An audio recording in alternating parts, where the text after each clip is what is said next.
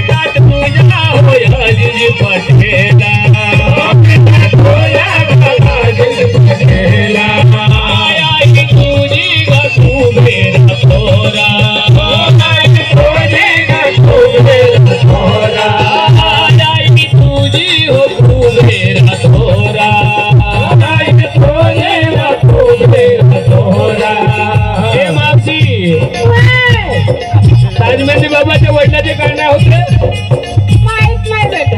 बाबा किती वर्ष झालं तू शिवेत आलीस तर कमीत कमी 30 वर्ष झाले. किती वर्ष झाले हो. तरी पण अजून तुला माहित नाही. नाही.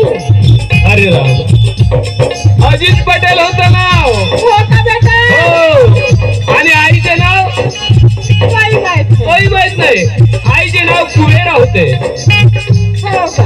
हो आई तुझी हो कुबेरा माता आई तुझी हो कुबेरा माता आई तुझी हो कुबेरा माता आई तुझी हो कुबेरा माता नाव घेसी माझ्या रंगना नाव घेसी माझ्या रंगना आयाजी करतो तुला वंदना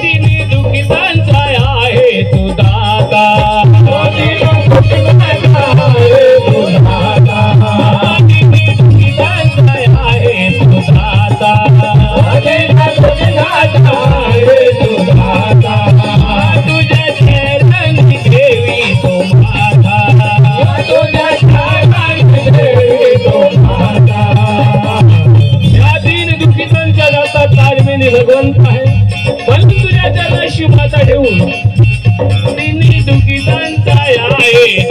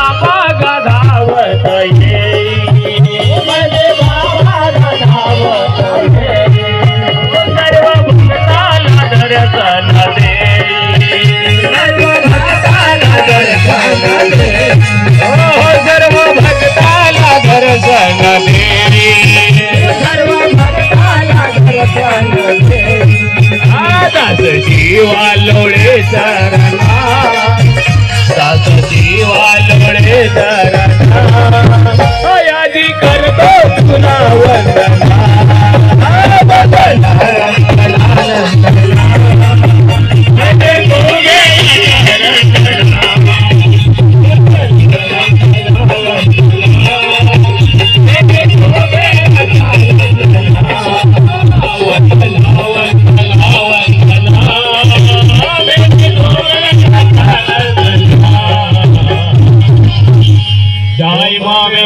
जय जगद्गुरु ताज मेहंदी बाबा की जय।